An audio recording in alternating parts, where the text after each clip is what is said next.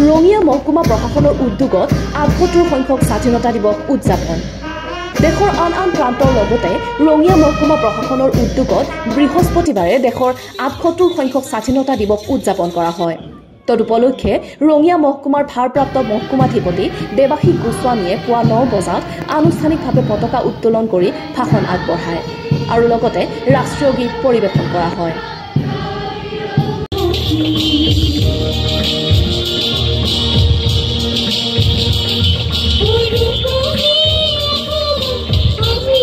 ইয়াৰ পিছতে আৰক্ষী বাহিনী আৰু শিক্ষা অনুষ্ঠানৰ ছাত্ৰ ছাত্ৰীৰ মাৰ্চ পাষ্টৰ অভিবাদন গ্ৰহণ কৰে মহকুমাধিপতি দেৱাশীষ গোস্বামীয়ে।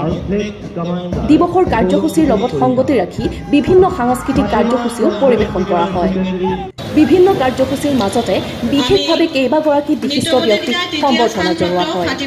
কাৰ্যক্ৰমৰ আৰম্ভণিতে ৰাতিপুৱা ৮:৪৫ বজাত বিশিষ্ট অতিথি গোস্বামীয়ে জাতিৰ পিতা মহাত্মা গান্ধীৰ প্ৰতিমূৰ্তিত মাল্যাৰ্পণ আৰু শ্বহীদ তৰ্পণ কৰে।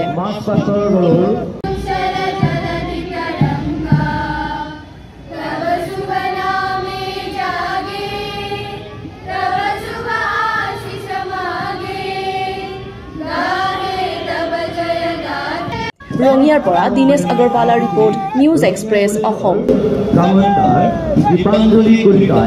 অভিবাদন জনাইছে ভাৰতীয় আসাম বেটেলিয়ন